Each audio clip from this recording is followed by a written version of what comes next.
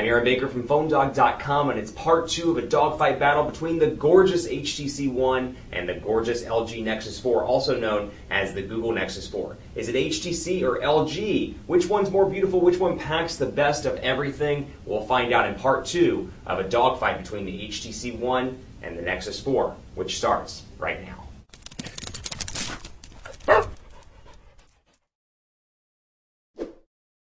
It's part 2 of a dogfight battle between two devices, two Android devices that, at least in terms of the beauty department, are definitely up there on the list, if not the top. In my opinion, both of these are the hottest Android devices when you look at hardware, just external hardware alone. The HTC One and the Google Nexus 4. They're both beautifully crafted Android handsets. Love the glass, love the metal, and it gives something an iPhone 5-like look and feel to Android. So if you've seen that iPhone 5, you're like, man, I hate iOS, or man, I like Windows Phone, or man, I like Android, but you know what? The iPhone 5 is just so darn beautiful. Well, you've got some Android alternatives to choose from right here. HTC One coming soon to At&t, Sprint, and T-Mobile in the U.S., and then the Nexus 4 available on T-Mobile and select retail outlets and online at T-Mobile.com, at least last I checked. It goes in and out, and of course, it's available through Google Play as well. This is $299 for an 8GB version, $349 for the 16GB version. Then over here, you got a 32 and 64GB variant, and I should point out that this actually is the international unlocked version. So no LTE here just yet, but it will get it when you come over, or when it comes over, rather. Maybe even when you come over to the States with At&t, Sprint, and T-Mobile. Now, before I get too far in, I want to thank our partners at Best Buy Mobile. They give us devices like the one I actually just shipped off a bunch of devices to PhoneDog East, Note 2s, Droid DNAs, Galaxy S3s. It's so nice of them. We have a great partnership with them. And the reason why is because we give those devices to you for free on the One Paw Bandit game. So when you go into Best Buy Mobile, you'll walk out working. They'll help you set up your email, your contacts. When the One comes to Best Buy Mobile, they'll make sure your boom sound speakers are set up. They'll make sure HTC Zoes, you know how to use them, and more at Best Buy Mobile. It's their walkout working program.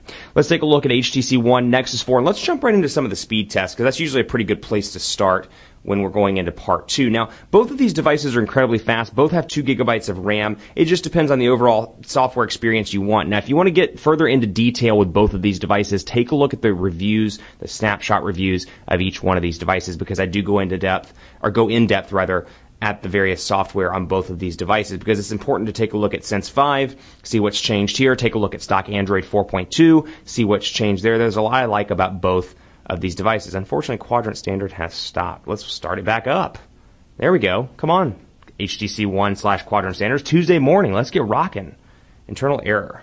This one seems to be giving me a little bit of an issue. We may have to restart it. But you can see here, Quadrant Standard running right now. Let's talk a little bit about battery life as well. You've got a 2,300 milliamp hour non-removable battery over here, 2,100 milliamp hour non-removable battery over on the Nexus 4. So they're both non-removable. That said, a ton of different alternatives. I wouldn't worry about that too much, because you can get an external battery pack and charge it. There are a lot of different options here. That said, love the standby time over here.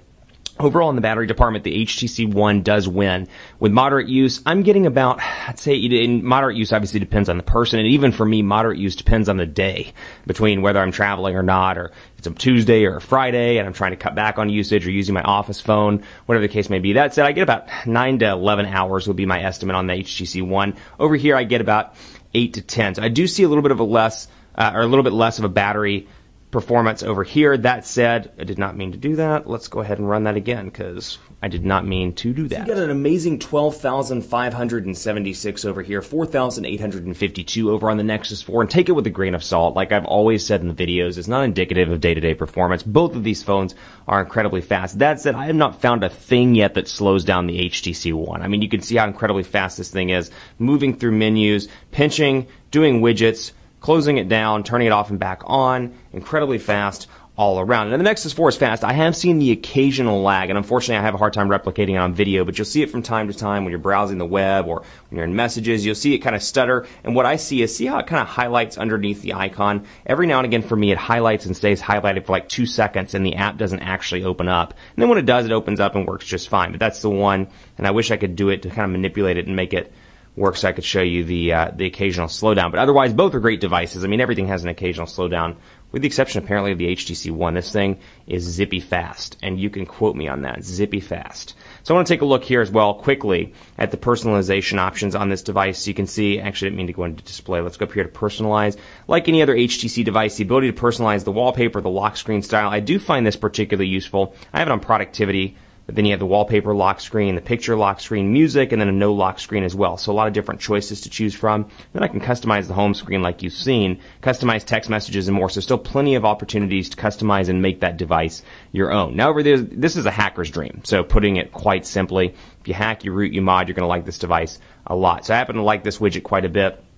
Downloaded this, and then of course in Android 4.2.2 you've got the quick shortcuts from the lock screen. So without actually opening the device or unlocking it, you can scroll over, for example, to messaging, and I can create a new message and then go right in. So I actually just unlocked it to go into the message, but without unlocking it, I can go in and read my messages. I can take a look at Google+, I can take a look at my calendar, for example, see the weather, and go to my camera and more. So speaking of camera, let's take a look on both of these devices. 8 megapixel camera with 1080p HD recording, 4 ultra pixel camera over here.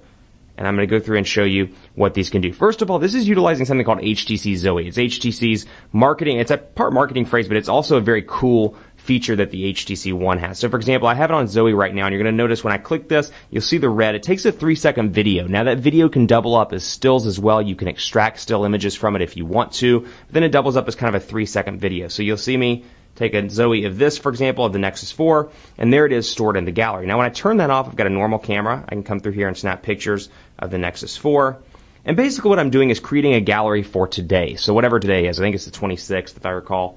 Yeah, 26th of March. What I'll do is go out of here and go back into gallery, and you can see from here, bam, my photos, camera shots, and then it brings together all my Facebook photos and more. So some people don't care for the cluster of information that you get, but you can see my photos, of course, running the Zoe's dyno that we have in our house. And then I'll go to Dallas, Texas, for example, and you can see all the stuff I just took. Now it's going to be a combination of a Zoe and then a combination of some still images. But this is the HTC Zoe, the finished product, and the phone does this for me. I don't have to do any editing or do anything.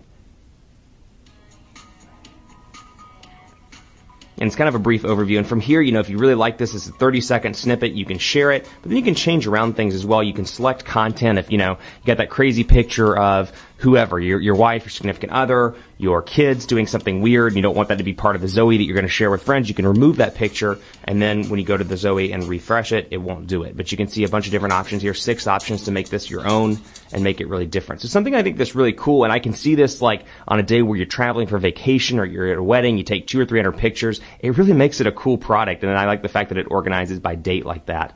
Although the one thing I will say is, just out of the box, it is kind of frustrating. If you're on a vacation for 7 days, for example, I'd like to be able to kind of organize those activities together pretty easily, or at least have the option to maybe tag them or something. And I know there are options to do that, but just saying out of the box, I'd like to be able to say, hey, this is my vacation folder. Put all pictures from X to X in that folder. But that's just a small personal thing. Really impressed with the camera performance over here. It is fantastic all around.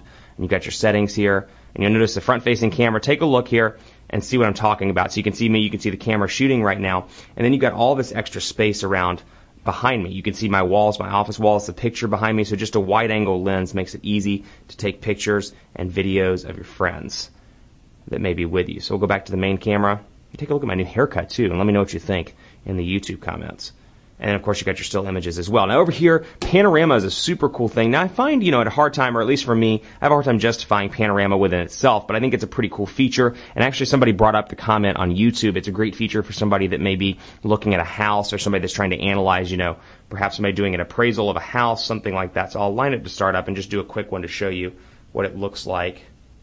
And you can see one of my sets over here that I often use in videos. Just right there. So you can see Droid DNA, you can see my laptop and more, and just as I go down like this, you can see I'm filling out the picture, or the photosphere, if you will. We'll do this one as well. And you can see it's pretty easy to use all around. So pretty impressed with the performance there. Again, you can share it on Google+, you can share it through email. Hard for me to justify kind of the use of that, but I still think it's a really cool feature. And of course you have panorama as well.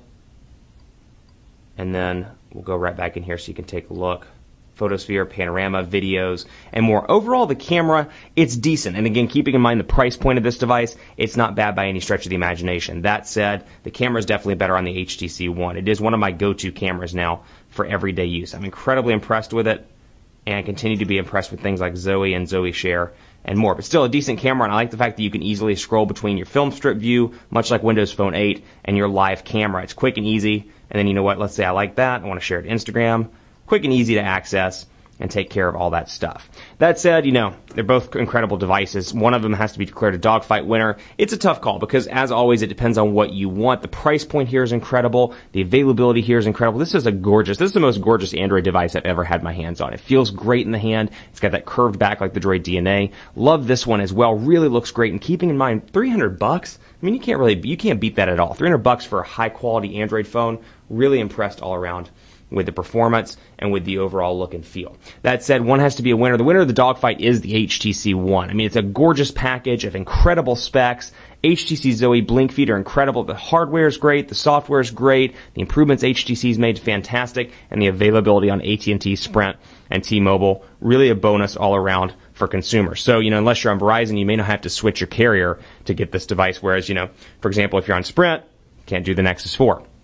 Really like the fact that this is going to be available in on 3 different carriers in the U.S. HTC One, an incredible device. Really enjoying my 30-day challenge with it as well. Be sure to check that out on YouTube. Keep it locked on PhoneDog.com for continuing coverage of both of these devices. Let me know what you think of this dogfight on Twitter at PhoneDog_Aaron, Facebook, Facebook.com/HiAaronBaker, Google+, G+.to/PhoneDog. Let me know which one you think should have won. You love the one, you love the Nexus 4. Let me know on social media. Thanks so much for watching. Stay tuned for more dogfights between these two devices and more on PhoneDog.com. It's going to be a hot season for smartphones, guys, and I cannot wait to do some head-to-head comparisons between the industry's best smartphones. 2013 is going to be fun. You're going to want to stick around on the YouTube channel and on PhoneDog.com. As always, I'll see you next time.